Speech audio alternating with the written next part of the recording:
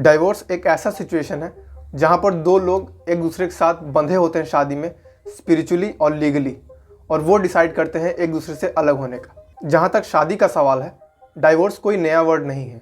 हर एक दिन लोग अपने पार्टनर से तंग आ जाते हैं, या तो म्यूचुअल एग्रीमेंट की वजह से या तो इनफिडिलिटी की वजह से। लगभग 2-3 साल पहले अमेजॉन के फाउंडर जेफ बेजोस ने अपनी वाइफ मैकेंजी बेजोस को डाइवोर्स दिया, जिसमें उन्होंने $35 बिलियन सेटलमेंट के तौर पर अपनी वाइफ को दिया, और ये शायद वर्ल्ड का मोस्ट एक्सपेंसिव डाइवोर्स सेटलमेंट था। ऋतिक रोशन ने 2014 में सुजैन खान को डाइवोर्स दिया, और डाइवोर्स में सेटलमेंट के तौर पर 400 करोड़ रुपए देने पड़े उनको।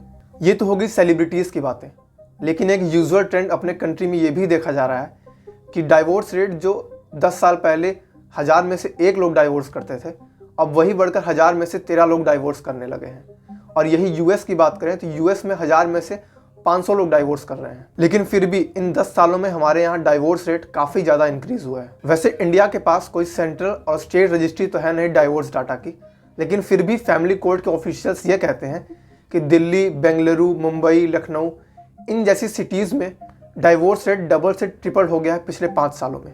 और आज हम लोग यही बात करेंगे कि इंडिया में डाइवोर्स रेट आखिर क्यों इंक्रीज़ कर रहे हैं। منم که شوندی اینجا پیشنهاد بده آقای قاضی چیکار کنم ایشون بهونه کرد من بهونه نکردم شما گفتی یه دلیل بیار من اجازه بده من صحبت کنم بفرمایید और तो पे अत्याचार की 5000 साल की हाँ तो हिस्ट्री है। 5000 साल से अत्याचार मैं कर रहा हूँ तुम पे, मुझे अकेले से बता लोगी? मत कर रहे हैं और तुम सब मत देख जैसे हो। जब तक सेक्स मिल रहा है सेक्स? कौन सा सेक्स? पिछले बार 2013 में भैया दूज के टाइम हुआ था ये।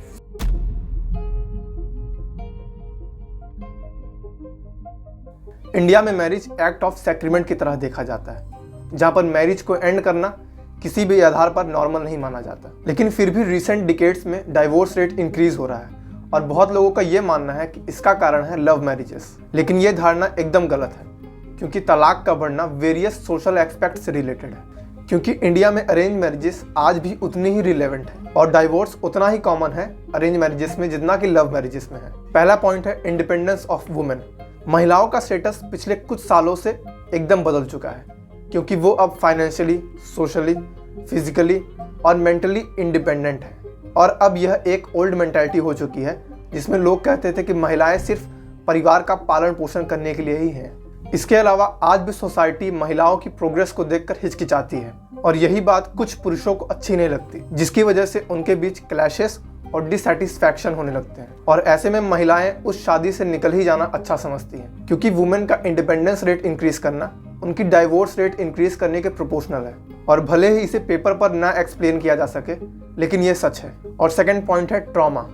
इसमें फिजिकल और मेंटल अब्यूज दोनों इंक्लूडेड है। सदियों से हस्बैंड अपने वाइफ को फिजिकल अब्यूज करते आ रहे हैं, उनको प्रताड़ित करते आ रहे हैं। हम ये नहीं कहेंगे कि आदमियों के ऊपर फिजिकल अब्यूज नहीं होता आ रहा है, but generally speaking women are more exploited by their husband for ages. Domestic violence एक मेजर रीजन है डाइवोर्स इंक्रीज होने का। इंडिया में 40 गुना ज़्यादा महिलाएं मर जाती हैं असॉल्ट होने के बाद as compare to the US. एक स्टडी में यूनिवर्सिटी ऑफ वाशिंगटन के रिसर्चर्स ने 3 मेजर रीज़न बताए वुमेन्स की मौत का। पहला था रोड एक्सीडेंट, दूसरा उनका बीमार पड़ना, और तीसरा डोमेस्टिक वायलेंस।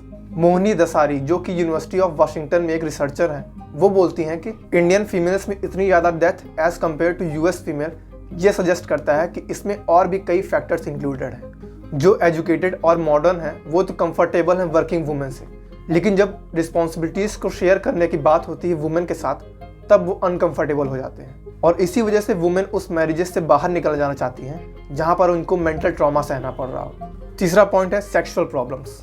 और मैरिजेस में सेक्सुअल इश्यूज का बहुत ही डीप इम्पैक्ट पड़ता है। जैसा कि सेक्स हमारी लाइफ का सबसे इम्पॉर्टेंट पार्ट है, और इसी वजह से सेक्स डिसैटिस्फैक्शन कई बार फ्रस्ट्रेटिंग होता है। और स्ट्रॉन्ग सेक्सुअल रिलेशनशिप कपल्स के बीच में इमोशनल और फिजिकल कनेक्शन को डेवलप करता है। मॉडर्न लाइफ में स्ट्रेस के साथ सेक्सुअल प्रॉब्लम्स भी बढ़ती जा रही हैं, जिसको बहुत से कपल ओपन माइंडेडली डिस्कस नहीं करते, और जिसकी वजह से डाइवोर्स होने लगता है। अगला पॉइंट है रिलेशन विद इन लॉज।